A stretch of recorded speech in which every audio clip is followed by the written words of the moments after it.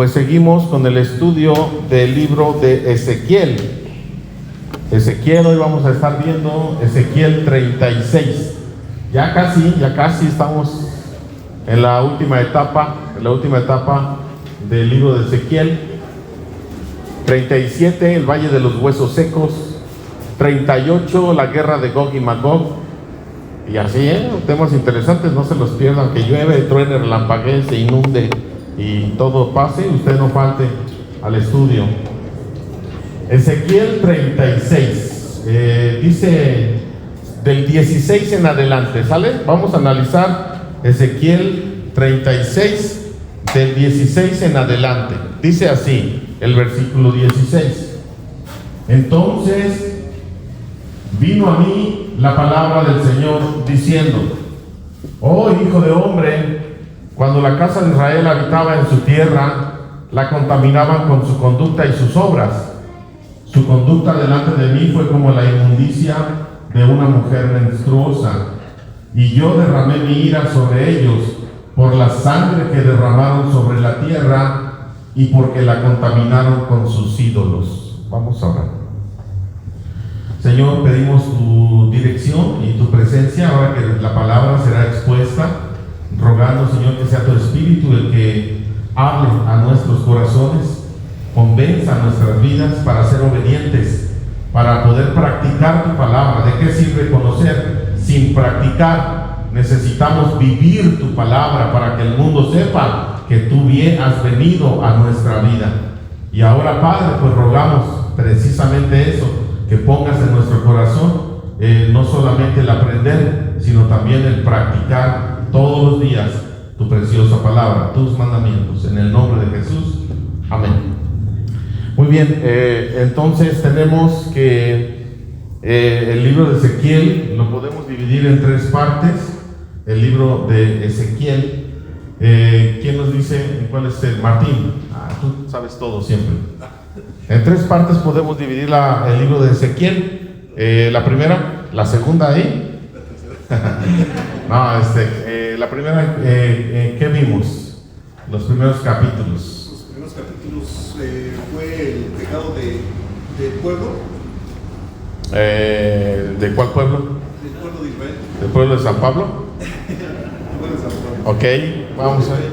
El pecado, pero más, otra palabra. ¿Estamos buscando? Juicio, obviamente por el pecado, ¿verdad? Hacia el pueblo de Israel. La segunda parte. ¿Cómo se llama?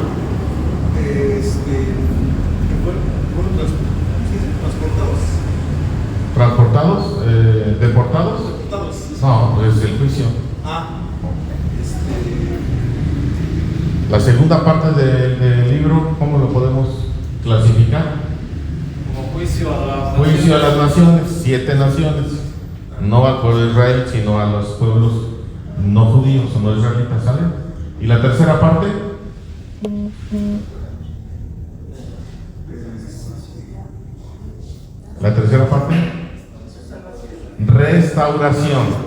restauración del pueblo de Israel, las promesas cumplidas al pueblo de Israel como nación.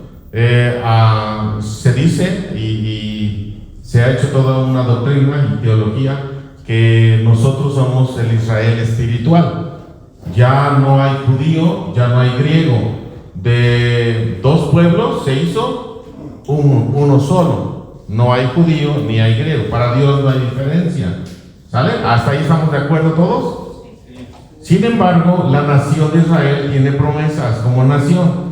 La nación de Israel tiene pactos que Dios hizo con Abraham, con Moisés, con David, con Noé. Hizo pactos con la nación de Israel y creemos que va a haber un cumplimiento hacia la nación de Israel. Pero también hay la otra postura de que todos esos cumplimientos y promesas ya se hicieron en Cristo Jesús. Y es para la iglesia, para todo aquel que cree.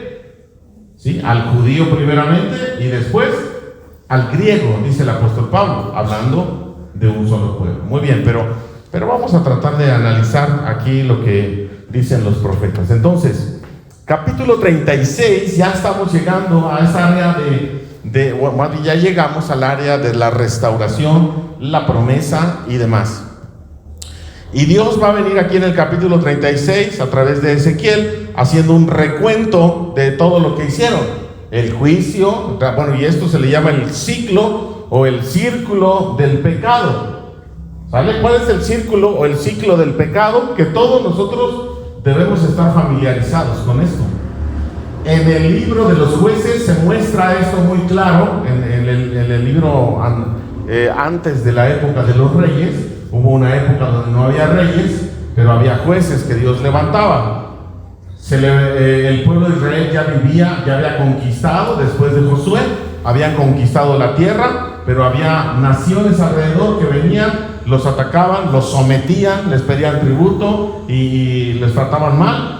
Y ahí estaba el pueblo de Israel clamando a Dios. Entonces tenemos en primer lugar que Israel, en el ciclo del pecado, Israel se rebela. Número uno, paso número uno. ¿Sale? Ahora, usted ya es un hijo de Dios, usted ya es un creyente, es un buen cristiano, porque pertenece a la mejor iglesia que existe en el mundo, Unifam Coacalco. ¿Sale? Usted ya camina con Cristo, ya entendió la salvación, se arrepintió de sus pecados, creyó en Cristo Jesús, el Espíritu Santo vino derramándose sobre usted como garantía de vida eterna. Usted tiene vida eterna, pero algo pasa, usted se revela delante de Dios en un momento dado. ¿Le ha sucedido eso? ¿Sí o no? ¿Es su experiencia? Bueno, número uno. Número dos, Israel es tratado de forma violenta. ¿Cuáles son las consecuencias de la rebeldía? Usted es un buen cristiano, pero de repente le dice a Dios: no, ya no quiero congregarme, ya no quiero leer la Biblia, ya no quiero orar, me invitaron a hacer algo ilícito, me invitaron a hacer algo inmoral, me invitaron a hacer algo que no le agrada a Dios, y como yo estoy frío, ya ni oro, ni leo la Biblia, ni me congrego, ni sirvo. Pues es fácil caer en las garras. Y entonces, ¿qué pasa cuando alguien hace cosas en desobediencia delante de Dios? Se van los vicios, se va la idolatría y se va demás. ¿Cuáles son las consecuencias? Sufrimiento, ¿verdad? Las consecuencias del pecado siempre es sufrimiento. Es decir, Israel es tratado de forma violenta, y en el libro de los jueces, obviamente, ¿qué pasaba? Dios permitía que las naciones de alrededor conquistaran. Vinieran, conquistaran, sometieran y mataran y violaran y demás cosas al pueblo de Israel. Paso número 3. Hasta ahí estamos bien. Si nosotros hemos tenido este tipo de experiencia, entonces el paso número 3 es: Israel se arrepiente. Entonces ahí viene como el perro. ¿Cómo es? ¿Cómo la cola entre el perro? ¿Cómo es? Con el perro con la cola entre las patas. Ahí viene con la cola entre las patas, ¿no? Muy humildito, arrepentidito, otra vez, aquí estoy. Le había prometido a Dios, fallé, perdóname Señor, no lo voy a volver a cometer, perdóname, entendí que eso no era el camino, que eso no estaba bien, y me arrepiento, ¿me perdonas? Y ahí está bien humildito, ¿verdad? Bien humildito. Entonces Israel se arrepiente, paso número 3. Paso número 4, entonces Dios tiene misericordia. Dios levanta a un juez.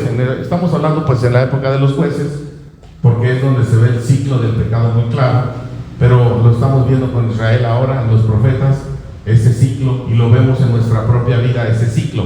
Entonces viene Israel arrepentido, y luego, como el perro arrepentido, y luego Israel es rescatado. Dios tiene misericordia, Dios derrama de su gracia. ¿Merecemos ser rescatados por Dios? ¿Merecemos que tan siquiera Dios nos escuche? Dios tiene que escucharnos, tiene que rescatarnos, tiene que ayudarnos. No tiene. ¿Pero cómo se le llama eso? La gracia de Dios. Y es por la fidelidad de Dios, no por nosotros. Ahorita lo vamos a ver. Y paso número... Me faltó el 4, ¿verdad? Sí. A ver, 1, 2, 3... Se repitió el 3. Se repitió el 3, el rescatado. Y número 5, él es el 4. Y número 5, entonces viene a una posición de reposo, de restauración, por eso estamos hablándolo, donde ya hay una comunión, hay paz, hay tranquilidad. Cuando una persona está bien delante de Dios, hay paz. Hay armonía con Dios y esto genera una armonía a mi alrededor, con las personas. A esto se le llama el ciclo del pecado. Entonces, Ezequiel 36, Dios comienza a hacer un recuento de este ciclo y dice: entonces vino a mí la palabra del Señor diciendo: oh hijo de hombre, cuando la casa de Israel habitaba en su tierra, cuando estaban tranquilos ahí en Jerusalén, la contaminaban con su conducta y sus obras, es decir, vino una situación de rebeldía. Su conducta delante de mí fue como la inmundicia de una mujer menstruosa, y yo derramé mi ira sobre ellos por la sangre que derramaron sobre la tierra y porque la contaminaron con sus ídolos. Entonces tenemos, haciendo un recuento, el círculo del pecado y la restauración. Aquí comienza pues para verse de alguna manera este ciclo del pecado. ¿Alguna duda, comentario? Estamos en un estudio bíblico, así de que tiene oportunidad de levantar su mano y compartir alguna idea, ¿sale? Seguimos leyendo este círculo, estamos hablando de esta situación. Los dispersé una vez que se rebelaron por su pecado, pecaron, se rebelaron delante de Dios, vino la consecuencia, el sufrimiento. ¿Cuál es? Pues se los llevó a Egipto, los dispersé por las naciones y fueron esparcidos por los países. Los juzgué conforme, no son Egipto, se los llevó a Babilonia. Los juzgué conforme a su conducta y a sus obras, pero cuando llegaron a las naciones a donde fueron, profanaron mi santo nombre, cuando se decía de ellos: estos son el pueblo del Señor, pero de la tierra de él han salido. He tenido dolor al ver mi santo nombre profanado por la casa de Israel en las naciones a donde fueron. A ver aquí, ¿de qué está hablando? Entonces tenemos el testimonio de los hijos de Dios, hace que la gente ande hablando mal de Dios. Pues no eras cristiano, pues ¿por qué estás en esta condición? Pues no que Dios te ayuda, no que Dios te sana, no que Jesucristo murió por ti, no que Él trae paz a tu corazón cuando andas todo nervioso, crudo, no que Dios trae paz a tu corazón. A ver, explícame. No, la gente, o sea, usted anda en una situación de rebeldía delante de Dios, Dios te castiga, y luego andas en una situación pues que las personas alrededor que no son creyentes, que ni quieren creer, que nada más andan buscando algún pretexto para decir Dios no existe, Dios es malo, Dios no tiene el poder, Dios es un mito, Dios es una leyenda y demás cosas, pues le dan de qué hablar, ¿no? Entonces, ahí está. Pero fíjate lo que dice el 20. Pero cuando llegaron a las naciones a donde fueron, profanaron mi santo nombre. Cuando se decía de ellos, ¿qué decía la gente? Estos son el pueblo del Señor, pero de la tierra de él han salido. ¿Cómo está esto? A ver. He tenido dolor al ver mi santo nombre profanado por la casa de Israel en las naciones a donde fueron. ¿Qué significa esto? Dios siente dolor al ver a su pueblo rebelde y sufriendo. Dios siente dolor. Y luego, ¿qué? Dice, estos son o sea, la gente sabe quiénes son. La gente sabe, pues, qué era lo que nosotros hacíamos, nuestra práctica, nuestra manera de hablar. Hasta le compartimos al vecino, al amigo, que ahora me ve con una cerveza en la mano y haciendo cosas que no convienen. Y me decía, pero tú. Y luego entonces, dice el Señor, o sea, me da pena, me da tristeza ver a mi pueblo en esta condición. ¿Qué va a pasar?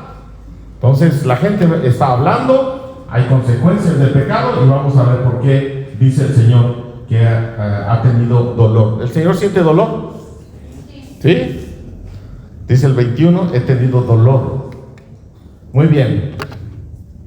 Por tanto, di a la casa de Israel que así ha dicho el Señor Dios: yo no lo hago por ustedes, oh casa de Israel, sino por causa de mi santo nombre, al cual han profanado en las naciones a donde han llegado.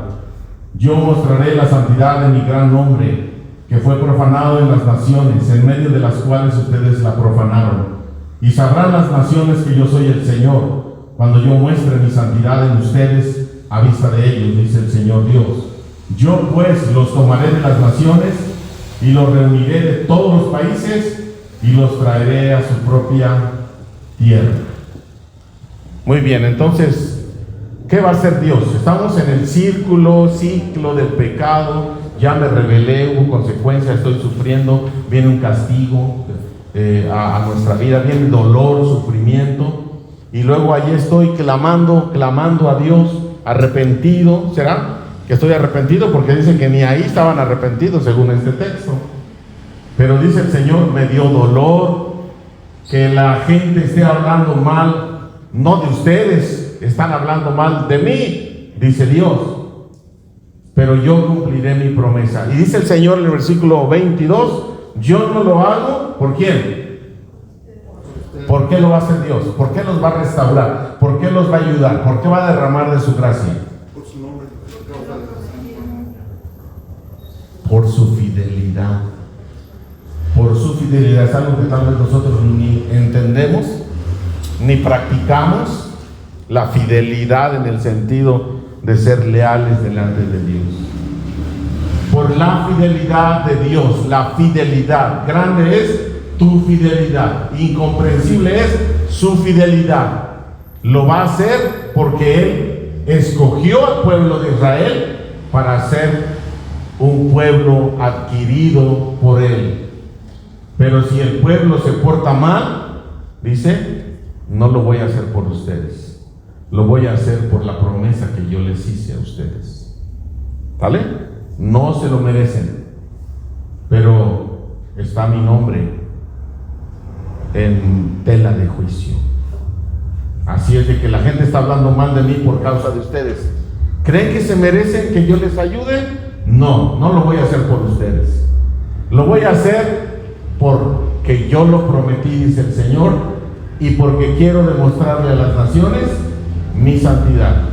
Y quiero demostrarle a las naciones que hay un Dios en el mundo que también puede alcanzarlos a ellos.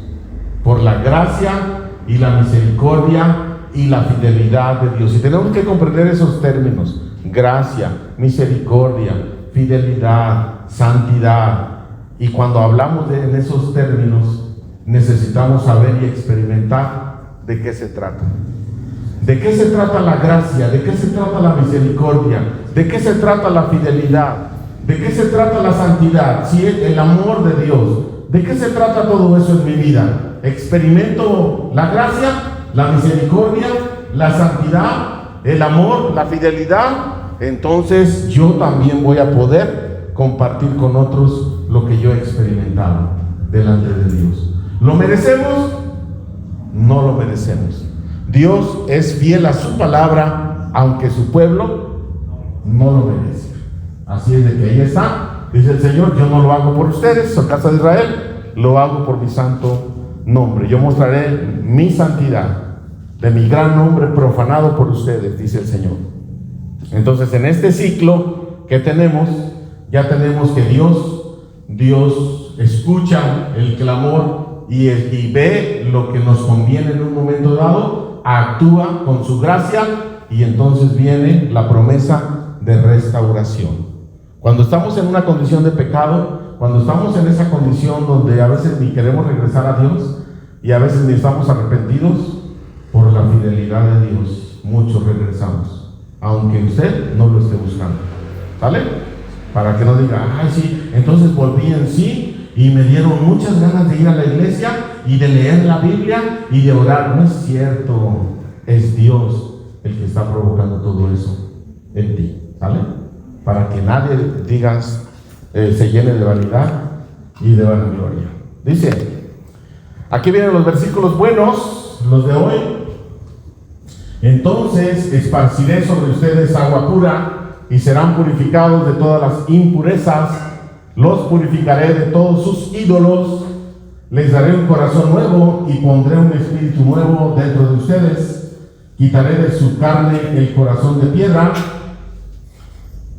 y les daré un corazón de carne. Pondré mi espíritu dentro de ustedes y haré que anden según mis leyes, que guarden mis decretos y que los pongan por obra. Y habitarán en la tierra que di a sus padres: ustedes serán mi pueblo y yo seré su Dios. Esta promesa es para el pueblo de Israel o para todo aquel que cree. En el contexto de Ezequiel, estamos hablando del profeta Ezequiel, estamos hablando aquí que él está hablando, ¿de qué está hablando en el contexto? De Israel. Israel y su restauración. Esta palabra, ¿cuándo se cumple? ¿Cuándo se cumple? Cuando regresaron después de estar en Babilonia con Esdras y Nehemías, reconstruyeron la ciudad, reconstruyeron el templo, los muros y se establecieron nuevamente en Jerusalén. Ahí se cumplió. Ahí fueron los más devotos creyentes, el pueblo de Israel. Y cuando vino el Señor Jesús, en la época del Señor Jesús, era una nación libre, se supone, sometida por el Imperio Romano, pero tenía sus libertades. ¿Sí? ¿Se acuerdan más o menos el contexto de cuando el Señor Jesús estuvo predicando aquí, el templo y demás? Ahí estaba el pueblo de Israel, los judíos, ahí estaban. Entonces, ahí se cumple esta promesa. ¿Qué les va a dar? Corazón nuevo, pondré un espíritu dentro de ellos. Entonces, cuando vino Jesús, el pueblo de Israel le recibió porque tenía un corazón de carne. ¿Sí? Ahí se cumple entonces, ahí no se cumplió. Se cumplió el Pentecostés cuando Jesús muere, resucita. 50 días después viene el Espíritu Santo de manera permanente a todos los creyentes, y ahí es donde se derrama el Espíritu Santo. Se derrama, dice que como lenguas de fuego, un ruido, un viento y demás, y esto fue evidencia de que el Espíritu Santo había llegado. Ahí se cumple cuando dice: les daré, pondré mi espíritu dentro de ustedes y haré que anden según mis leyes, que guarden mis decretos y que los pongan por obra. Sí, se convirtió la nación de Israel. La nación de Israel se convirtió. Dice Lalo que sí. Allá dijeron que no. ¿Quién dijo que no? Maribel dijo que no. Los de acá no están dormidos, ¿o qué? En Pentecostés se cumple, dice la palabra, 600 años antes de Cristo: les daré un corazón nuevo y pondré un espíritu nuevo dentro de ustedes, quitaré de su carne el corazón de piedra y les daré un corazón de carne, pondré mi Espíritu Santo. ¿Si es mi Espíritu Santo? ¿Si es Espíritu con E mayúscula? Sí. Dentro de ustedes, y haré que anden según mis leyes, que guarden mis decretos y que los pongan por obra. Vino el día de Pentecostés y todo el pueblo de Israel creyó. Actualmente son los más devotos creyentes en Cristo, el pueblo de Israel. ¿Se cumplió ahí entonces? Claro que no. ¿Por qué dijeron que sí? A ver, Lalo, tú eras mi alumno de primera fila. ¿Y por qué dijeron? Okay, sí. En parte, ¿no? Porque sí recibieron ahí el Espíritu Santo en el Pentecostés, pero... ¿Todos? No todos. Pero la promesa, ¿para quién es? Para todos. Ustedes serán mi pueblo y yo seré su Dios. ¿Para todo Israel? ¿O para algunos cuantos? Yo pienso que para unos cuantos, ¿no, hermano? Y que ahí se derramó el Espíritu Santo. Sí, ahí se derramó el Espíritu Santo. Ajá. Y entonces... Pero esa promesa de Ezequiel, que mi hermano, ¿se cumplió ahí? Yo digo que en parte sí, porque digo, les daré el Espíritu Santo. Inclusive el Señor le dijo a los apóstoles y a los demás que ahí se esperaran hasta que recibieran la promesa. Sí. Entonces yo también pienso, así como mi hermano Lalo, yo también pienso que en parte sí, sí se cumplió. En parte. Ajá. Cuando dices en parte, ¿qué porcentaje? Es 50 y 50, se puede decir. 50 de los judíos del pueblo de Israel se convirtió. 50%. No. ¿Cómo cuánto? 46. No, ahí tan solo creyeron 3,000. Bueno, sí, pero ¿cuántos había? ¿Cuántos había de la porcentual cuando fue el día de Pentecostés? 120. Y el apóstol Pedro predicó y muchos que venían de diferentes lugares creyeron, y habla de una cantidad, ¿no? Como 3,000 personas se convirtieron y demás. Pero estamos hablando de una promesa para un pueblo. Estamos hablando de una promesa para un pueblo que se va a cumplir. Dice: ustedes quitaré. No, aquí no habla de a algunos de ustedes les quitaré, a los que crean. No, está hablando en general como una promesa al pueblo de Israel. Una promesa para el pueblo de Israel. Recuerden que en el Pentecostés luego surge la iglesia cristiana o judeo-cristiana, que así nos llama, porque surge del judaísmo. Nuestra religión cristiana surge del judaísmo. Tenemos Biblia, que de los judíos, tenemos nuestro Dios y Mesías Salvador, un hombre judío, y tenemos así todo ese contexto. Por eso nosotros somos judeo-cristianos. Y luego entonces se genera la iglesia cristiana. El pueblo de Israel lo ve como una secta, les llaman los del camino, les llaman de diferentes formas, a veces en forma de burla, los comienzan a perseguir. El pueblo de Israel comienza a perseguir a esta secta de cristianos, incluso el apóstol Pablo, como parte de los perseguidores que odiaban o no querían al nuevo grupo que emerge, llamado cristiano, o que siguen a Cristo. Entonces se convirtieron ahí los de Israel, se esparcieron a las naciones. En el año 70 se destruye la nación y se van los judíos para todo el mundo. Pero los judíos llevaban un corazón de carne creyente en Cristo. Todos los judíos que usted conoce actualmente tienen. Entonces eso no se cumplió en Pentecostés.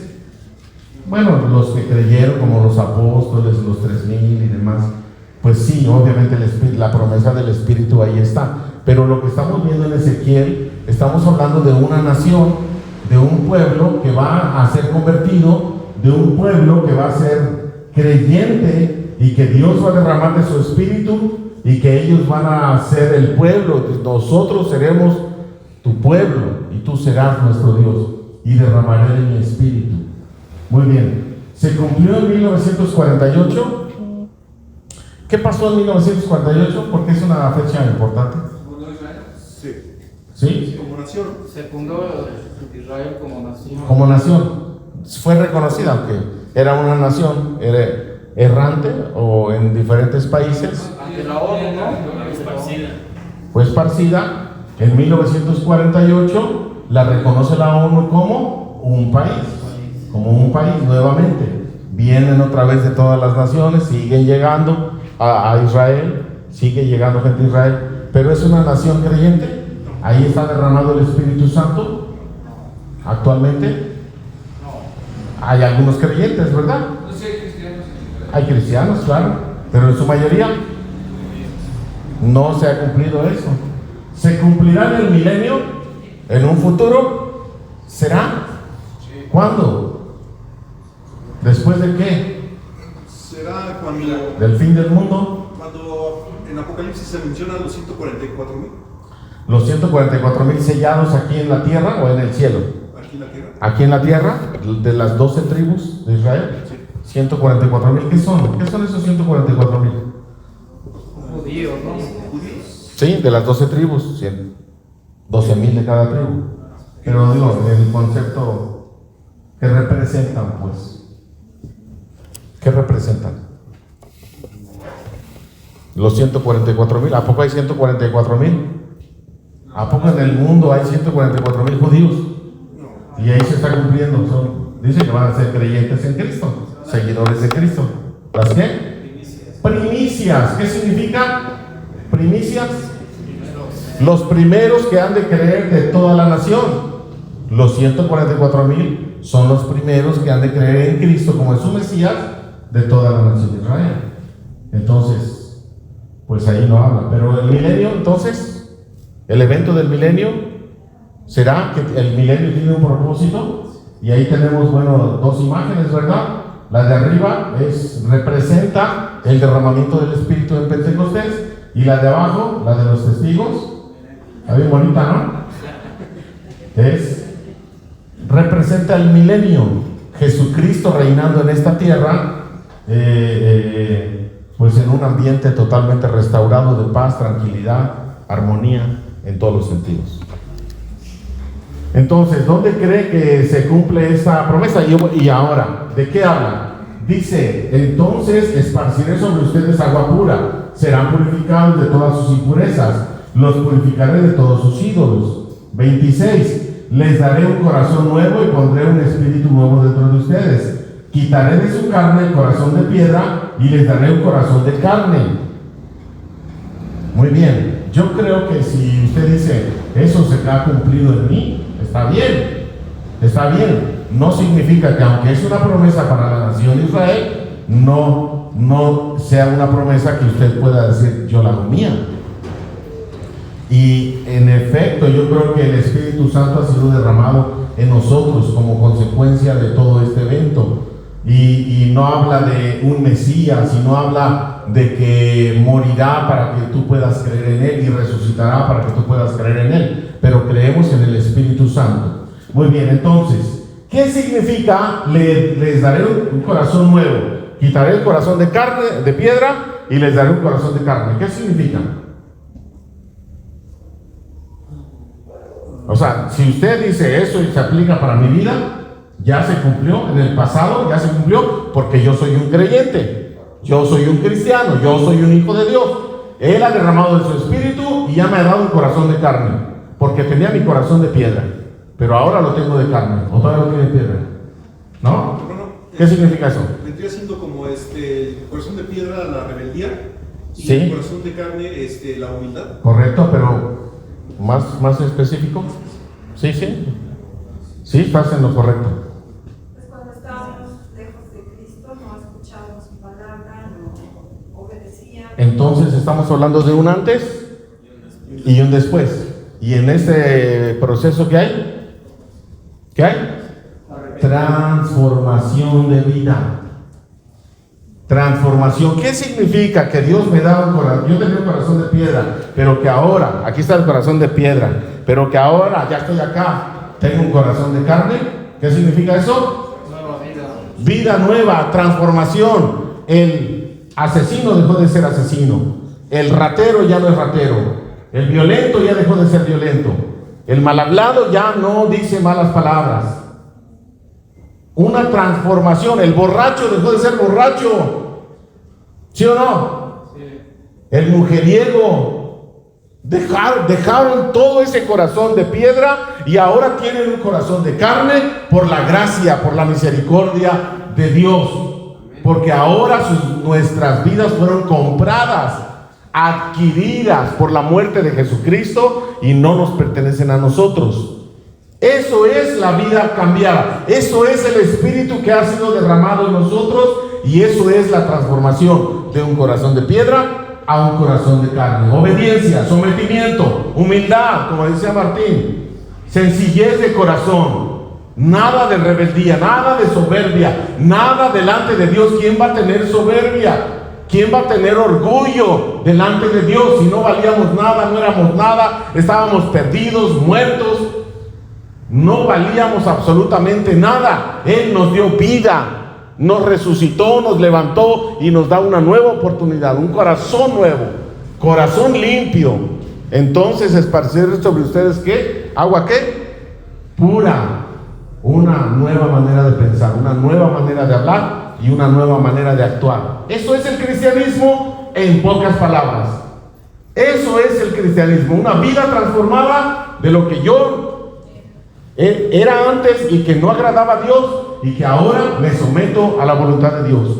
No estamos hablando de perfección, de que ya no cometemos ningún tipo de error ni situaciones de pecado, sino que estamos hablando de un corazón rendido delante de Dios. Por eso habla de corazón, ¿verdad? Un corazón nuevo. Corazón, para el hebreo, para el judío, el corazón no nada más eran emociones, sino era un asunto de toma de decisiones y de voluntad. El corazón, ¿sale? ¿Preguntas, comentarios? Entonces, y habitarán en la tierra que di a sus padres, ustedes serán mi pueblo, yo seré su Dios. Los libraré de todas sus impurezas. llamaré al trigo y lo multiplicaré, y no los someteré más al hambre. Multiplicaré asimismo el fruto de los árboles y el producto de los campos, para que nunca más reciban afrenta entre las naciones por causa del hambre. Todo esto lo está diciendo cuando ellos son cautivos, y les está diciendo: es mi promesa para ustedes. Entonces se acordarán de sus malos caminos y de sus hechos que no fueron buenos, y se detestarán a ustedes mismos por sus iniquidades, por sus abominaciones. No es por causa de ustedes que hago esto. Otra vez lo repite: sépanlo bien, dice el Señor Dios. Avergüéncense y cúbranse de afrenta a causa de sus caminos. ¿O casa de quién? ¿A quién está hablando? Al pueblo de Israel. ¿Pero nos lo adjudicamos nosotros? Háganlo. ¿Será un tiempo de prosperidad y bendición en Israel? ¿O es simbólico? ¿O es una bendición espiritual? Si se cumplió en Cristo todas estas promesas, es espiritual. Si es literal y es una promesa para el pueblo de Israel que se va a cumplir en un tiempo futuro, pues entonces hay que ponerle en un lugar donde se va a cumplir esto. ¿Y nosotros le hemos puesto en dónde, Adrián? En el milenio. ¿Vale? Ahí se va a cumplir en el milenio, es un tiempo futuro. Después del fin del mundo habrá un milenio, ¿no? Donde el león estará con el cordero, el niño jugará con la serpiente, y donde no hay violencia, y donde Cristo estará reinando. Eso es lo que entendemos por milenio, 1000 años después del fin del mundo. ¿Sí? Habrá una restauración de este planeta.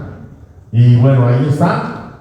Ya se cumplió esto que está diciendo. Habrá tranquilidad, paz, prosperidad y gran bendición. Ya se está siendo cumplido. ¿Cuándo? Cuando regresaron de Babilonia. ¿Hubo este ambiente de paz, tranquilidad y prosperidad? No.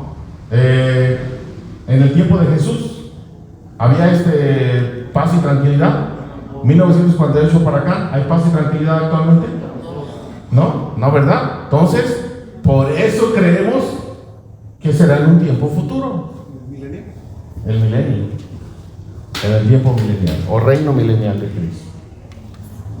Así ha dicho el Señor Dios: el día en que yo los purifique de todas sus iniquidades, haré también que sean habitadas las ciudades, que sean reconstruidas las ruinas.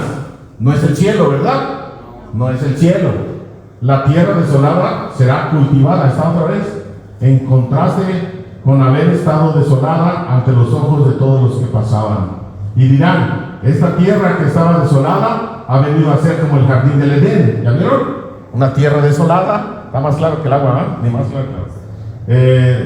Como jardín del Edén. Y estas ciudades que estaban destruidas, desoladas y arruinadas, ahora están fortificadas y habitadas.